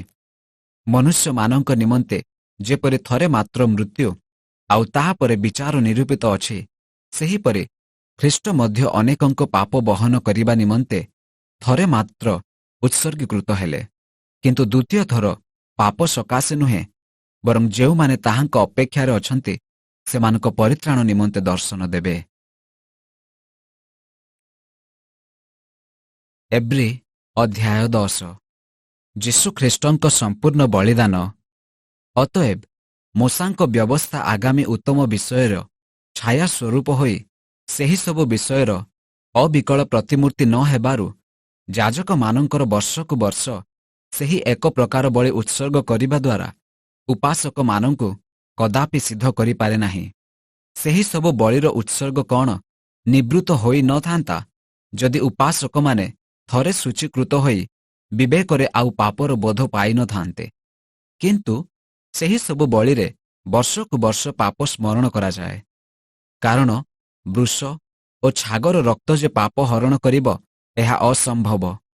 ସେଥିପାଇଁ ଖ୍ରୀଷ୍ଟ ଜଗତକୁ ଆଗମନ କରି କହନ୍ତି, ବଳିଦାନ ଓ ନୈବେଦ୍ୟ ନ ଲୋଡ଼ି ମୋ ନିମନ୍ତେ ଏକ ଶରୀର ପ୍ରସ୍ତୁତ କଲ। ହୋମବଳି ଓ ପାପାର୍ଥକ ବଳିରେ ତୁମ୍ଭେ ସନ୍ତୁଷ୍ଟ ହେଲ ନାହିଁ। ସେତେବେଳେ ମୁଁ କହିଲି, ଦେଖ, ଶାସ୍ତ୍ରରେ ମୋ ବିଷୟରେ ଲେଖା ଅଛି, ହେ ଈଶ୍ୱର, ତୁମ୍ଭର ଇଚ୍ଛା ସାଧନ କରିବାକୁ ମୁଁ ଆସିଅଛି। ଏସବୁ ଊର୍ଦ୍ଧ୍ୱରେ ସେ କହନ୍ତି, ବଳିଦାନ, ନୈବେଦ୍ୟ, ହୋମବଳି ଓ ପାପାର୍ଥକ ବଳି ତୁମ୍ଭେ ଲୋଡ଼ିଲ ନାହିଁ, କିମ୍ବା ସେଥିରେ ତୁମ୍ଭର ସନ୍ତୋଷ ନଥିଲା, ଯାହା ସବୁ ମୋଶାଙ୍କ ବ୍ୟବସ୍ଥା ଅନୁସାରେ ଉତ୍ସର୍ଗ କରାଯାଏ। ତତ୍ପରେ ସେ କହନ୍ତି, ଦେଖ, ତୁମ୍ଭର ଇଚ୍ଛା ସାଧନ କରିବାକୁ ମୁଁ ଆସିଅଛି। ଦ୍ୱିତୀୟ ନିୟମକୁ ସ୍ଥାପନ କରିବା ନିମନ୍ତେ ସେ ପ୍ରଥମ ନିୟମକୁ ଲୋପ କରନ୍ତି। ଦ୍ୱିତୀୟ ନିୟମରେ ଯୀଶୁଖ୍ରୀଷ୍ଟଙ୍କ ଶରୀର ଏକାଥରକେ ଉତ୍ସର୍ଗୀକୃତ ହେବା ଦ୍ୱାରା ସେହି ଇଚ୍ଛା ହେତୁ ଆମ୍ଭେମାନେ ପବିତ୍ରକୃତ ହୋଇଅଛୁ। ଆହୁରି ମଧ୍ୟ ପ୍ରତ୍ୟେକ ଯାଜକ ପ୍ରତିଦିନ ସେବା କରିବା ପାଇଁ ଓ ଥରକୁ ଥର ସେହି ଏକ ପ୍ରକାର ବଳି ଉତ୍ସର୍ଗ କରିବା ପାଇଁ ଠିଆ ହୋଇଥାନ୍ତି। ଏହିସବୁ କେବେ ପାପ ହରଣ କରିପାରେ ନାହିଁ। ମାତ୍ର ସେ ପାପ ନିମନ୍ତେ କେବଳ ଏକ ବଳି ଉତ୍ସର୍ଗ କଲା ଉତ୍ତାରେ ଈଶ୍ୱରଙ୍କ ଦକ୍ଷିଣ ପାର୍ଶ୍ୱରେ ଚିରକାଳ ପାଇଁ ଉପବେଶନ କଲେ। ସେହି ଦିନାବଧି ତାହାଙ୍କର ଶତ୍ରୁମାନେ ତାହାଙ୍କ ପାଦପୀଠ କରାଯାଇ ନଥିବା ପର୍ଯ୍ୟନ୍ତ ସେ ଅପେକ୍ଷା କରୁଅଛନ୍ତି। କାରଣ କେବଳ ଏକ ବଳିର ଉତ୍ସର୍ଗ ଦ୍ୱାରା ସେ ପବିତ୍ରୀକୃତ ହେଉଥିବା ଲୋକମାନଙ୍କୁ ଚିରକାଳ ପାଇଁ ସିଦ୍ଧ କରିଅଛନ୍ତି। ଆଉ ପବିତ୍ର ଆତ୍ମା ମଧ୍ୟ ଆମ୍ଭମାନଙ୍କୁ ସେ ବିଷୟରେ ସାକ୍ଷ୍ୟ ଦିଅନ୍ତି। କାରଣ ପ୍ରଭୁ ଏହି କଥା କହନ୍ତି, ସେହି ସମୟ ଉତ୍ତାରେ ଆମ୍ଭେ ସେମାନଙ୍କ ସହିତ ଯେଉଁ ନିୟମ ସ୍ଥାପନ କରିବା ତାହା ଏହି, ଆମ୍ଭେ ସେମାନଙ୍କ ହୃଦୟରେ ଆପଣା ବ୍ୟବସ୍ଥା ଦେବା, ପୁଣି ସେମାନଙ୍କ ମନରେ ସେହିସବୁ ଲେଖିବା। ଏହା କହିଲା ଉତ୍ତାରେ ସେ କହନ୍ତି, ସେମାନଙ୍କ ପାପ ଓ ସେମାନଙ୍କ ଅପରାଧ ସବୁ ଆମ୍ଭେ ଆଉ ସ୍ମରଣ କରିବା ନାହିଁ। ଏହି ସମସ୍ତ କ୍ଷମା ହେବା ସ୍ଥଳେ ପାପ ନିମନ୍ତେ ଆଉ ବଳି ଉତ୍ସର୍ଗ କରିବା ଅନାବଶ୍ୟକ। ଈଶ୍ୱରଙ୍କ ନିକଟବର୍ତ୍ତୀ ହେବା। ଅତଏବ ହେ ଭାଇମାନେ, ଯୀଶୁ ବିଚ୍ଛେଦ ବସ୍ତ୍ର ଅର୍ଥାତ୍ ଆପଣା ରକ୍ତ ଦ୍ୱାରା ଯେଉଁ ନୂତନ ଓ ଜୀବନଦାୟକ ପଥ ଆମ୍ଭମାନଙ୍କ ନିମନ୍ତେ ପ୍ରସ୍ତୁତ କରିଅଛନ୍ତି, ସେହି ପଥରେ ଯୀଶୁଙ୍କ ରକ୍ତ ଦ୍ୱାରା ମହାପବିତ୍ର ସ୍ଥାନରେ ପ୍ରବେଶ କରିବା ନିମନ୍ତେ ଆମ୍ଭମାନଙ୍କର ସାହସ ଥିବାରୁ, ପୁଣି ଈଶ୍ୱରଙ୍କ ଗୃହ ଉପରେ ନିଯୁକ୍ତ ଆମ୍ଭମାନଙ୍କର ଜଣେ ମହାଯାଜକ ଥିବାରୁ, ଆସ, ଆମ୍ଭେମାନେ ହୃଦୟ ପ୍ରକ୍ଷାଳନ ଦ୍ୱାରା କଳୁଷିତ ବିବେକରୁ ଶୁଚୀକୃତ ଓ ନିର୍ମଳ ଜଳରେ ଧୌତ ଶରୀର ହୋଇ ସରଳ ହୃଦୟ ସହ ପୂର୍ଣ୍ଣ ବିଶ୍ୱାସରେ ଈଶ୍ୱରଙ୍କ ନିକଟବର୍ତ୍ତୀ ହେଉ। ଆମ୍ଭେମାନେ ଯେଉଁ ଭରସା ସ୍ୱୀକାର କରୁଅଛୁ ତାହା ଅଟଳ ଭାବରେ ଦୃଢ଼ କରି ଧରୁ। କାରଣ ଯେ ପ୍ରତିଜ୍ଞା କରିଅଛନ୍ତି ସେ ବିଶ୍ୱସ୍ତ। ପୁଣି ପ୍ରେମ ଓ ସତ୍କ୍ରିୟାରେ ପ୍ରବର୍ତ୍ତାଇବା ନିମନ୍ତେ ପରସ୍ପର ବିଷୟରେ ମନୋଯୋଗ କରୁ। ଆଉ କେହି କେହି ଯେପରି ଆମ୍ଭମାନଙ୍କ ମଣ୍ଡଳୀ ଉପାସନା ପରିତ୍ୟାଗ କରିଥାନ୍ତି, ଆମ୍ଭେମାନେ ସେପରି ନ କରୁ। ବରଂ ପରସ୍ପରକୁ ଉତ୍ସାହ କରିବା, ବିଶେଷ ଭାବରେ ଯେତେବେଳେ ତୁମ୍ଭେମାନେ ପ୍ରଭୁଙ୍କ ଆଗମନର ଦିନ ନିକଟବର୍ତ୍ତୀ ହୋଇ ଆସୁଅଛି ବୋଲି ଦେଖୁଅଛ।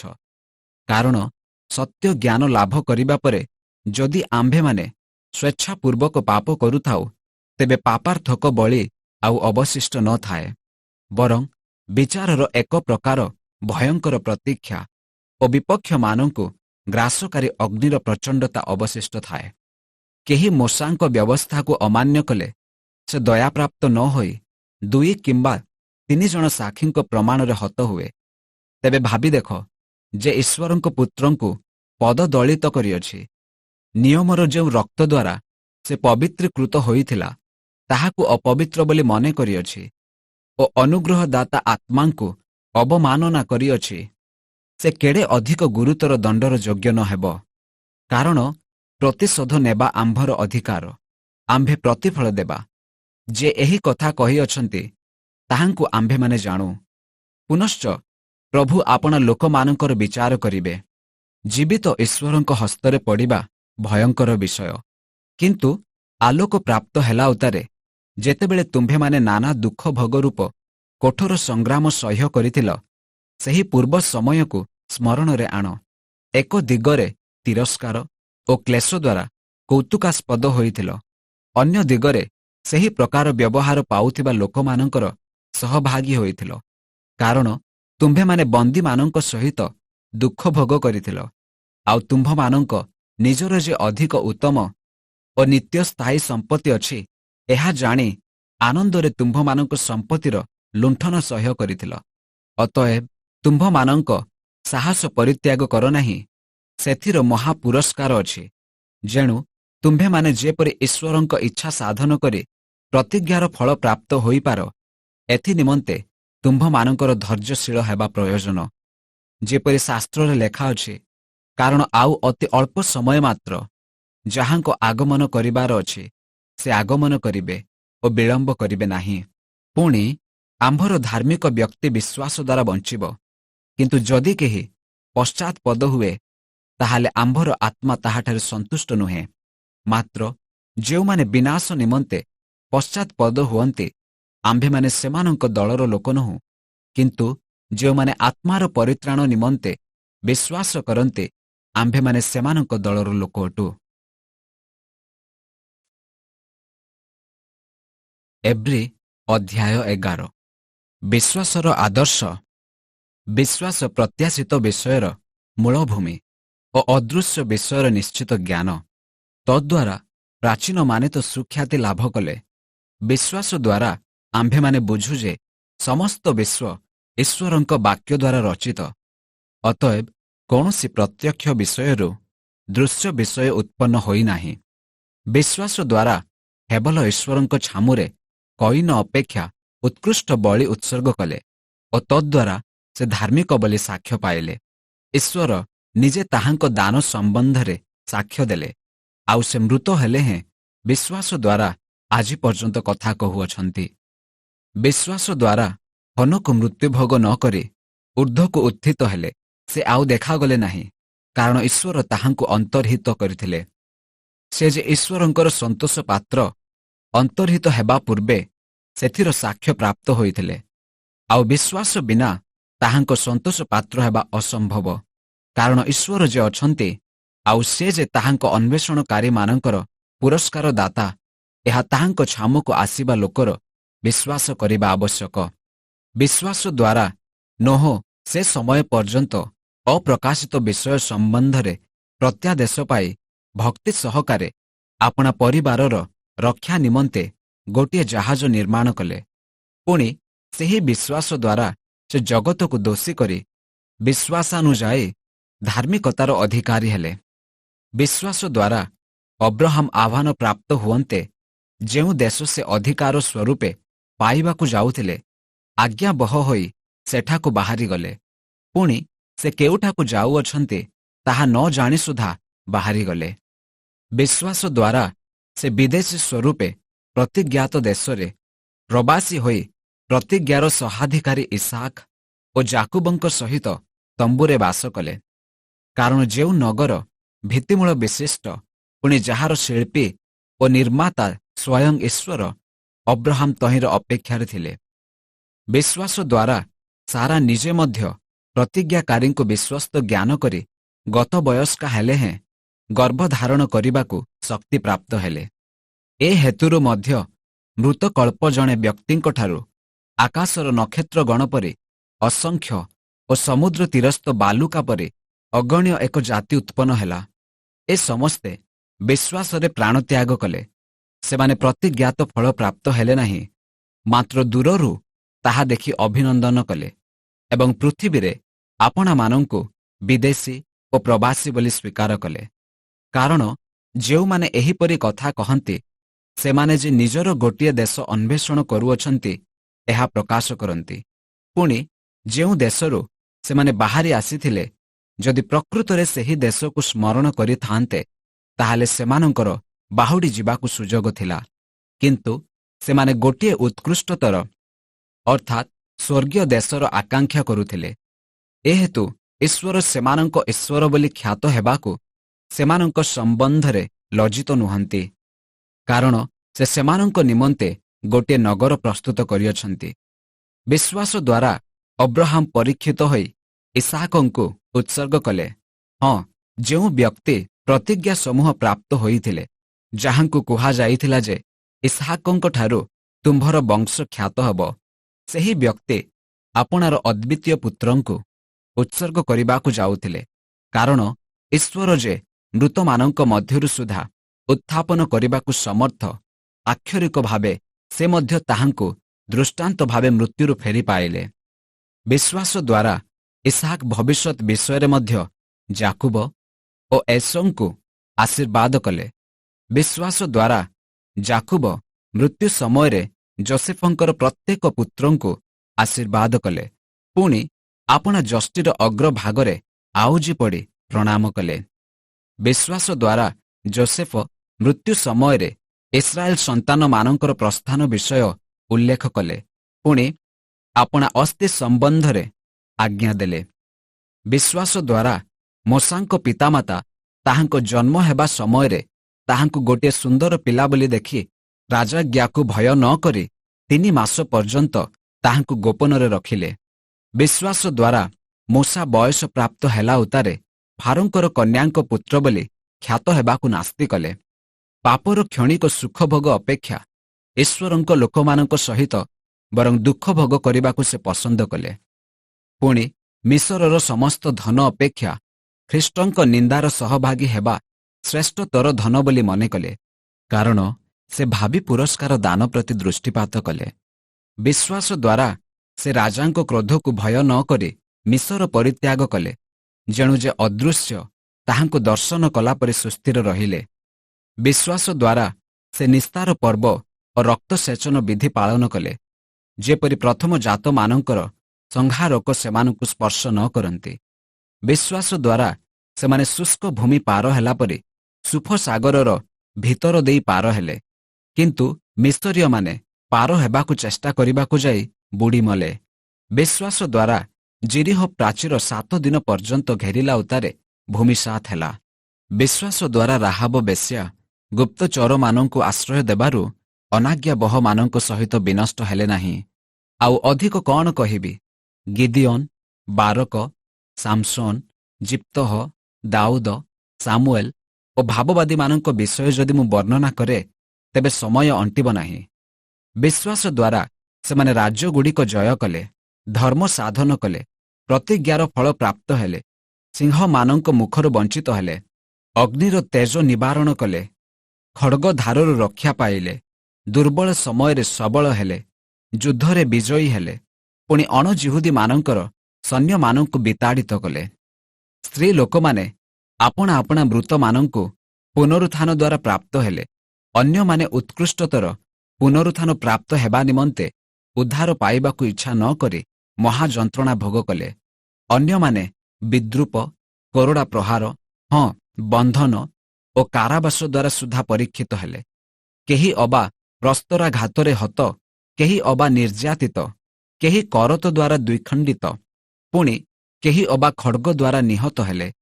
କେହି କେହି ମେଷ ଓ ଛାଗଳର ଚର୍ମରେ ଆଚ୍ଛାଦିତ, ଅଭାବଗ୍ରସ୍ତ, କ୍ଳିଷ୍ଟ ଓ ତାଡ଼ନା ପ୍ରାପ୍ତ ହୋଇ ପ୍ରାନ୍ତର, ପର୍ବତ, ଗୁହା, ପୁଣି ପୃଥିବୀର ଗହ୍ୱର ଭ୍ରମଣ କଲେ। ଜଗତ ସେମାନଙ୍କର ଯୋଗ୍ୟ ନଥିଲା। ବିଶ୍ୱାସ ଦ୍ୱାରା ଏହି ସମସ୍ତେ ସୁଖ୍ୟାତି ଲାଭ କରି ସୁଦ୍ଧା ପ୍ରତିଜ୍ଞାର ଫଳ ପ୍ରାପ୍ତ ହେଲେ ନାହିଁ, ଯେଣୁ ଈଶ୍ୱର ଆମ୍ଭମାନଙ୍କ ନିମନ୍ତେ ଉତ୍କୃଷ୍ଟତର ବିଷୟ ପ୍ରସ୍ତୁତ କରି ରଖିଥିଲେ, ଯେପରି ସେମାନେ ଆମ୍ଭମାନଙ୍କ ବିନା ସିଦ୍ଧ ଲାଭ ନ କରନ୍ତି। ଏବ୍ରୀ ଅଧ୍ୟାୟ 12। ବିଶ୍ୱାସର ଆଦିକର୍ତ୍ତା ଓ ସିଦ୍ଧଦାତା ଯୀଶୁ।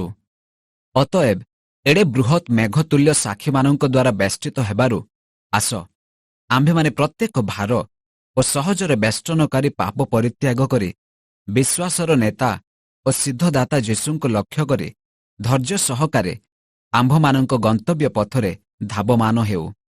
ସେ ଆପଣା ସମ୍ମୁଖସ୍ଥ ଆନନ୍ଦ ନିମନ୍ତେ ଅପମାନକୁ ସହ୍ୟ କଲେ ଏବଂ ଧୈର୍ଯ୍ୟ ସହ କ୍ରୁଶ୍ୟ ମୃତ୍ୟୁଭୋଗ କଲେ।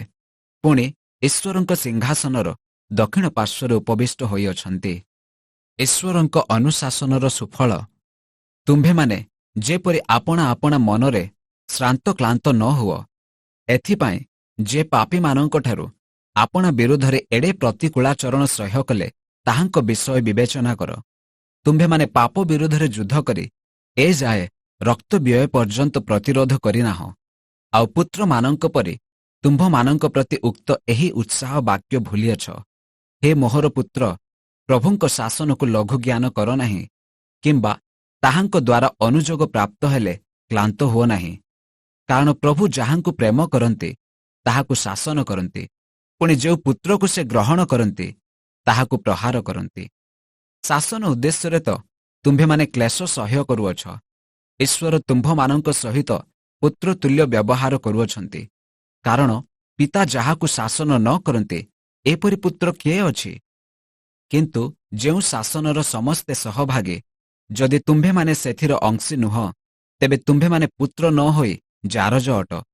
ଆହୁରି ମଧ୍ୟ ଆମ୍ଭମାନଙ୍କ ଶାସନକାରୀ ଆମ୍ଭମାନଙ୍କ ଶାରୀରିକ ପିତୃଗଣଙ୍କୁ ଆମ୍ଭେମାନେ ସମାଦର କଲୁ, ତେବେ ଆତ୍ମାମାନଙ୍କ ପିତାଙ୍କର ବରଂ କେତେ ଅଧିକ ରୂପେ ବଶୀଭୂତ ହୋଇ ଜୀବନ ପ୍ରାପ୍ତ ନ ହେବୁ। କାରଣ ସେମାନଙ୍କୁ ଯେପରି ବିହିତ ବୋଧ ହେଲା, ତଦନୁସାରେ ସେମାନେ ଅଳ୍ପ ଦିନ ନିମନ୍ତେ ଆମ୍ଭମାନଙ୍କୁ ଶାସନ କଲେ। କିନ୍ତୁ ଆମ୍ଭେମାନେ ଯେପରି ତାହାଙ୍କ ପବିତ୍ରତାର ସହଭାଗୀ ହେଉ, ଏଥିପାଇଁ ସେ ଆମ୍ଭମାନଙ୍କ ମଙ୍ଗଳ ନିମନ୍ତେ ଶାସନ କରନ୍ତି। ଶାସନ ବର୍ତ୍ତମାନ ଆନନ୍ଦଜନକ ବୋଧ ନ ହୋଇ ଦୁଃଖଜନକ ବୋଧ ହୁଏ। ତଥାପି ଯେଉଁମାନେ ତଦ୍ୱାରା ଶିକ୍ଷା ପ୍ରାପ୍ତ କରିଅଛନ୍ତି, ତାହାପରେ ସେମାନଙ୍କୁ ଶାନ୍ତିର ଫଳ ସ୍ୱରୂପ ଧାର୍ମିକତା ପ୍ରଦାନ କରେ। ଅତଏବ ତୁମ୍ଭେମାନେ ଦୁର୍ବଳ ହସ୍ତ ଓ ଅବଶ ଜାନୁ ସବଳ କର। ପୁଣି ଆପଣା ଆପଣା ପାଦ ନିମନ୍ତେ ସଳଖ ପଥ ପ୍ରସ୍ତୁତ କର, ଯେପରି ଯାହା ଖଞ୍ଜ ତାହା ଅଧିକ ବିକୃତ ନ ହୋଇ ବରଂ ସୁସ୍ଥ ହୁଏ। ସମସ୍ତଙ୍କ ସହିତ ଶାନ୍ତିରେ ରହିବାକୁ ଚେଷ୍ଟା କର। ପୁଣି ଯେଉଁ ପବିତ୍ରତା ବିନା କେହି ପ୍ରଭୁଙ୍କ ଦର୍ଶନ ପାଇବ ନାହିଁ, ସେଥିର ଅନୁସରଣ କର। କାଳେ କେହି ଈଶ୍ୱରଙ୍କ ଅନୁଗ୍ରହରୁ ପତିତ ହୁଏ ଅବା କୌଣସି ତିକ୍ତତାର ମୂଳ ଅଙ୍କୁରିତ ହୋଇ ବଢ଼ି ଉଠି ତୁମ୍ଭମାନଙ୍କର ଅନିଷ୍ଟ କରେ, ଆଉ ତଦ୍ୱାରା ଅନେକ କଳୁଷିତ ହୁଅନ୍ତି। କିଅବା କେହି ପାରଦାରିକ ବା ଥରକର ଖାଦ୍ୟ ନିମନ୍ତେ ଆପଣା ଜ୍ୟେଷ୍ଠାଧିକାର ବିକ୍ରୟକାରୀ ଯେ ଏସଉ ତାହାପରି ବିଧର୍ମାଚାରୀ ହୁଏ, ଏହି ବିଷୟରେ ସାବଧାନ ହୁଅ। ତୁମ୍ଭେମାନେ ତ ଜାଣ ଯେ ପରେ ସେ ଆଶୀର୍ବାଦର ଅଧିକାରୀ ହେବା ନିମନ୍ତେ ଇଚ୍ଛା କଲେ ସୁଦ୍ଧା ଅଗ୍ରାହ୍ୟ ହେଲା।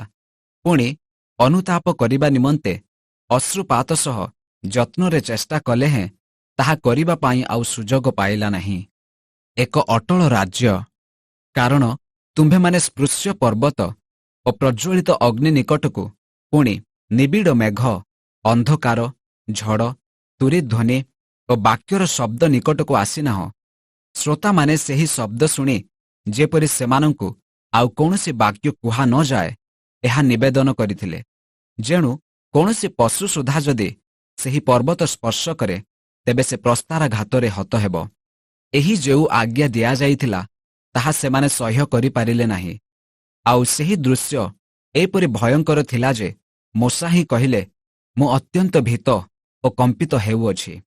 କିନ୍ତୁ ତୁମ୍ଭେମାନେ ସିଓନ ପର୍ବତ ଓ ଜୀବନ୍ତ ଈଶ୍ୱରଙ୍କ ନଗର ଅର୍ଥାତ୍ ସ୍ୱର୍ଗୀୟ ଜେରୁସାଲାମ, ଅସଂଖ୍ୟ ଦୂତ ବାହିନୀଙ୍କ ମହୋତ୍ସବ, ସ୍ୱର୍ଗରେ ଲିଖିତ ପ୍ରଥମ ଜାତମାନଙ୍କର ମଣ୍ଡଳୀ, ସମସ୍ତଙ୍କ ବିଚାରକର୍ତ୍ତା ଈଶ୍ୱର, ସିଦ୍ଧିପ୍ରାପ୍ତ ଧାର୍ମିକମାନଙ୍କ ଆତ୍ମାଗଣ, ନୂତନ ନିୟମର ମଧ୍ୟସ୍ଥ ଯୀଶୁ, ପୁଣି ଯେଉଁ ସେଚନର ରକ୍ତ ହେବଲଙ୍କ ରକ୍ତ ଅପେକ୍ଷା ଉତ୍କୃଷ୍ଟତର ବାକ୍ୟ କହେ, ତାହା ନିକଟକୁ ଆସିଅଛ। ସାବଧାନ, ଯେ ବାକ୍ୟ କହୁଅଛନ୍ତି ତାହାଙ୍କୁ ଅଗ୍ରାହ୍ୟ କର ନାହିଁ। କାରଣ ଯେଉଁ ମୋଶା ପୃଥିବୀରେ ଆଦେଶ ଦେଲେ ତାହାଙ୍କୁ ଅଗ୍ରାହ୍ୟ କରିବାରୁ ଇସ୍ରାଏଲର ଲୋକମାନେ ଯଦି ରକ୍ଷା ପାଇଲେ ନାହିଁ, ତେବେ ଯେ ସ୍ୱର୍ଗରୁ ଆଦେଶ ଦେଉଅଛନ୍ତି ତାହାଙ୍କଠାରୁ ବିମୁଖ ହେଲେ ଆମ୍ଭେମାନେ ମଧ୍ୟ ଯେ ରକ୍ଷା ପାଇବା ନାହିଁ, ଏହା ଯେ ଅଧିକ ସୁନିଶ୍ଚିତ। ସେତେବେଳେ ଈଶ୍ୱରଙ୍କ ସ୍ୱର ପୃଥିବୀକୁ ଟଳମଳ କଲା।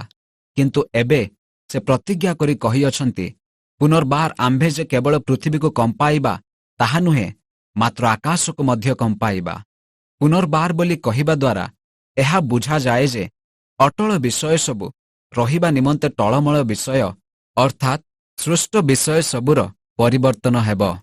ଅତଏବ ଅଟଳ ରାଜ୍ୟ ପ୍ରାପ୍ତ ହେବାରୁ ଆସ ଆମ୍ଭେମାନେ କୃତଜ୍ଞ ହୋଇ ଭୟ ଓ ଭକ୍ତି ସହକାରେ ଈଶ୍ୱରଙ୍କ ସନ୍ତୋଷଜନକ ଉପାସନା କରୁ, କାରଣ ଆମ୍ଭମାନଙ୍କର ଈଶ୍ୱର ଗ୍ରାସକାରୀ ଅଗ୍ନି ସ୍ୱରୂପ। ଏବ୍ରୀ ଅଧ୍ୟାୟ 13। ଈଶ୍ୱରଙ୍କ ସନ୍ତୋଷଜନକ ବଳି ସମୂହ ବିଶ୍ୱାସୀମାନଙ୍କ ମଧ୍ୟରେ ପ୍ରେମ ସ୍ଥିର ହୋଇ ରହିଥାଉ। ଆତିଥ୍ୟ ସତ୍କାର ନ ପାସର, ଯେଣୁ ତଦ୍ୱାରା କେହି କେହି ଅଜ୍ଞାତ ସାରରେ ଦୂତମାନଙ୍କୁ ଆତିଥ୍ୟ କରିଅଛନ୍ତି। ଆପଣାମାନଙ୍କୁ ବନ୍ଦୀମାନଙ୍କ ସହବନ୍ଦୀ ସ୍ୱରୂପେ ଜ୍ଞାନ କରି ପୁଣି ନିଜେ ଦେହଧାରୀ ଅଟ ବୋଲି ଜାଣି କ୍ଲେଶ ଭୋଗ କରୁଥିବା ଲୋକମାନଙ୍କୁ ସ୍ମରଣ କର। ବିବାହ ସମସ୍ତଙ୍କ ମଧ୍ୟରେ ଆଦରଣୀୟ ହେଉ ଓ ତାହାର ଶଯ୍ୟା ସୂଚୀ ଥାଉ, କାରଣ ଈଶ୍ୱର ପାରଦାରିକ ଓ ବ୍ୟଭିଚାରୀମାନଙ୍କ ବିଚାର କରିବେ। ଆଚାର ବ୍ୟବହାରରେ ଧନ ଲୋଭ ଶୂନ୍ୟ ହୁଅ। ତୁମ୍ଭମାନଙ୍କର ଯାହା କିଛି ଅଛି ସେଥିରେ ସନ୍ତୁଷ୍ଟ ଥାଅ, କାରଣ ସେ ନିଜେ କହିଅଛନ୍ତି, ଆମ୍ଭେ ତୁମ୍ଭକୁ କେବେହେଁ ଛାଡ଼ିବା ନାହିଁ, ଆମ୍ଭେ ତୁମ୍ଭକୁ କେବେହେଁ ପରିତ୍ୟାଗ କରିବା ନାହିଁ। ଅତଏବ ଆମ୍ଭେମାନେ ସାହସପୂର୍ବକ କହିପାରୁ, ପ୍ରଭୁ ମୋହର ସହାୟ, ମୁଁ ଭୟ କରିବି ନାହିଁ। ମନୁଷ୍ୟ ମୋହର କଣ କରିବ? ଯେଉଁମାନେ ତୁମ୍ଭମାନଙ୍କୁ ଈଶ୍ୱରଙ୍କ ବାକ୍ୟ କହିଥିଲେ, ତୁମ୍ଭମାନଙ୍କ ଏପରି ନେତାମାନଙ୍କୁ ସ୍ମରଣ କର। ସେମାନଙ୍କ ଜୀବନଯାତ୍ରାର ଶେଷ ଗତି ପ୍ରତି ଦୃଷ୍ଟି ରଖି ସେମାନଙ୍କ ବିଶ୍ୱାସର ଅନୁକାରୀ ହୁଅ। ଯୀଶୁଖ୍ରୀଷ୍ଟ କାଲି, ଆଜି ଓ ଅନନ୍ତକାଳ ସମାନ ଅଟନ୍ତି। ବିବିଧ ଓ ବିପରୀତ ପ୍ରକାର ଶିକ୍ଷାରେ ବିଚଳିତ ନ ହୁଅ, କାରଣ ଖାଦ୍ୟ ପଦାର୍ଥ ଦ୍ୱାରା ନୁହେଁ, ମାତ୍ର ଅନୁଗ୍ରହ ଦ୍ୱାରା ହୃଦୟ ସ୍ଥିରୀକୃତ ହେବା ଭଲ। ଯେଉଁମାନେ ଖାଦ୍ୟଦ୍ରବ୍ୟ ପ୍ରଥା ପାଳନ କରନ୍ତି ସେମାନଙ୍କର କିଛି ଲାଭ ହେବ ନାହିଁ। ଯେଉଁ ବେଦୀର ସାମଗ୍ରୀ ତମ୍ବୁର ଉପାସକମାନଙ୍କର ଭୋଜନ କରିବା ନିମନ୍ତେ ଅଧିକାର ନାହିଁ, ଆମ୍ଭମାନଙ୍କର ଏପରି ଏକ ବେଦୀ ଅଛି। କାରଣ ଯେଉଁ ସବୁ ପଶୁର ରକ୍ତ ପାପାର୍ଥକ ବଳି ସ୍ୱରୂପେ ମହାଯାଜକଙ୍କ ଦ୍ୱାରା ମହାପବିତ୍ର ସ୍ଥାନକୁ ଅଣାଯାଏ, ସେହି ସବୁ ପଶୁର ଶରୀର ଛାଉଣିର ବାହାରେ ଦଗ୍ଧ ହୁଏ। ଏଥିସକାଶେ ଯୀଶୁ ମଧ୍ୟ ଆପଣା ରକ୍ତ ଦ୍ୱାରା ଯେପରି ଲୋକଙ୍କୁ ପବିତ୍ର କରନ୍ତି, ଏଥିପାଇଁ ନଗର ଦ୍ୱାରର ବାହାରେ ମୃତ୍ୟୁଭୋଗ କଲେ। ଅତଏବ ଆସ ଆମ୍ଭେମାନେ ତାହାଙ୍କ ପରି ନିନ୍ଦା ସହ୍ୟ କରି ଛାଉଣିର ବାହାରେ ତାହାଙ୍କ ନିକଟକୁ ଯାଉ। କାରଣ ଏଠାରେ ଆମ୍ଭମାନଙ୍କର ଚିରସ୍ଥାୟୀ ନଗର ନାହିଁ, କିନ୍ତୁ ଆମ୍ଭେମାନେ ଭବିଷ୍ୟତରେ ଚିରସ୍ଥାୟୀ ନଗରର ଅନ୍ୱେଷଣ କରୁଅଛୁ। ଏଣୁ ଆସ ତାହାଙ୍କ ଦ୍ୱାରା ଆମ୍ଭେମାନେ ଈଶ୍ୱରଙ୍କ ଉଦ୍ଦେଶ୍ୟରେ ପ୍ରଶଂସା ରୂପ ବଳି ଅର୍ଥାତ୍ ତାହାଙ୍କ ନାମ ସ୍ୱୀକାରକାରୀ ଓଷ୍ଠାଧରର ଫଳ ନିତ୍ୟ ଉତ୍ସର୍ଗ କରୁ। ପରୋପକାର ଓ ଦାନ କରିବାକୁ ପାସୋର ନାହିଁ, କାରଣ ଏହିପରି ବଳିରେ ଈଶ୍ୱରଙ୍କର ପରମ ସନ୍ତୋଷ। ତୁମ୍ଭମାନଙ୍କ ନେତାମାନଙ୍କର ବାଧ୍ୟ ହୋଇ ସେମାନଙ୍କର ବଶୀଭୂତ ହୁଅ, କାରଣ ଯେଉଁମାନଙ୍କୁ ନିକାଶ ଦେବାକୁ ହେବ ସେମାନଙ୍କ ସଦୃଶ ସେମାନେ ତୁମ୍ଭମାନଙ୍କ ଆତ୍ମା ସମ୍ବନ୍ଧରେ ପ୍ରହରୀ କର୍ମ କରନ୍ତି, ଯେପରି ସେମାନେ ତାହା ଦୁଃଖରେ ନ କରି ଆନନ୍ଦରେ କରିପାରନ୍ତି। ଦୁଃଖରେ କଲେ ତୁମ୍ଭମାନଙ୍କର କିଛି ଲାଭ ନାହିଁ। ଆମ୍ଭମାନଙ୍କ ନିମନ୍ତେ ପ୍ରାର୍ଥନା କର, କାରଣ ଆମ୍ଭମାନଙ୍କର ବିଶ୍ୱାସ ଯେ ଆମ୍ଭମାନଙ୍କର ସୁବିବେକ ଅଛି, ଯେଣୁ ସମସ୍ତ ବିଷୟରେ ସଦାଚରଣ କରିବାକୁ ଆମ୍ଭେମାନେ ଇଚ୍ଛା କରୁଅଛୁ। ଆଉ ମୁଁ ଯେପରି ଶୀଘ୍ର ତୁମ୍ଭମାନଙ୍କ ନିକଟରେ ଉପସ୍ଥିତ ହୋଇପାରିବି, ଏଥି ନିମନ୍ତେ ପ୍ରାର୍ଥନା କରିବାକୁ ତୁମ୍ଭମାନଙ୍କୁ ବିଶେଷ ଭାବରେ ଅନୁରୋଧ କରୁଅଛି। ଶେଷ ଆଶିଷ ଯେଉଁ ଶାନ୍ତିଦାତା ଈଶ୍ୱର ଅନନ୍ତକାଳ ସ୍ଥାୟୀ ନିୟମର ରକ୍ତ ହେତୁ ପ୍ରଧାନ ମେଷପାଳକ ଅର୍ଥାତ୍ ଆମ୍ଭମାନଙ୍କର ପ୍ରଭୁ ଯୀଶୁଙ୍କୁ ମୃତମାନଙ୍କ ମଧ୍ୟରୁ ଫେରାଇ ଆଣିଲେ, ତାହାଙ୍କ ଦୃଷ୍ଟିରେ ଯାହା ସନ୍ତୋଷଜନକ ତାହା ସେ ଆମ୍ଭମାନଙ୍କ ଅନ୍ତରରେ ଯୀଶୁଖ୍ରୀଷ୍ଟଙ୍କ ଦ୍ୱାରା ସମ୍ପନ୍ନ କରି ତାହାଙ୍କ ଇଚ୍ଛା ସାଧନ କରିବାକୁ ତୁମ୍ଭମାନଙ୍କୁ ପ୍ରତ୍ୟେକ ସତ୍କର୍ମରେ ସିଦ୍ଧ କରନ୍ତୁ। ଯୁଗେ ଯୁଗେ ଗୌରବ ତାହାଙ୍କର। ଆମେନ୍। ଶେଷ ଶୁଭେଚ୍ଛା। ହେ ଭାଇମାନେ, ମୁଁ ତୁମ୍ଭମାନଙ୍କୁ ବିନୟ କରୁଅଛି, ଏହି ଉପଦେଶ ସହ୍ୟ କର, ଯେଣୁ ମୁଁ ସଂକ୍ଷେପରେ ତୁମ୍ଭମାନଙ୍କୁ ଲେଖିଅଛି। ଆମ୍ଭମାନଙ୍କର ଭ୍ରାତା ତିମୋଥି ମୁକ୍ତ ହୋଇ ଯଦି ସେ ଶୀଘ୍ର ଆସନ୍ତି, ତେବେ ତାହାଙ୍କ ସଙ୍ଗରେ ମୁଁ ତୁମ୍ଭମାନଙ୍କ ସହିତ ସାକ୍ଷାତ କରିବାକୁ ଆସିବି। ତୁମ୍ଭମାନଙ୍କର ସମସ୍ତ ନେତା ଓ ସାଧୁ ସମସ୍ତଙ୍କୁ ନମସ୍କାର ଜଣାଅ। ଯେଉଁମାନେ ଇତାଲିଆ ଦେଶରୁ ଆସିଅଛନ୍ତି ସେମାନେ ତୁମ୍ଭମାନଙ୍କୁ ନମସ୍କାର ଜଣାଉଅଛନ୍ତି। ଅନୁଗ୍ରହ ତୁମ୍ଭ ସମସ୍ତଙ୍କ ସହବର୍ତ୍ତୀ ହେଉ।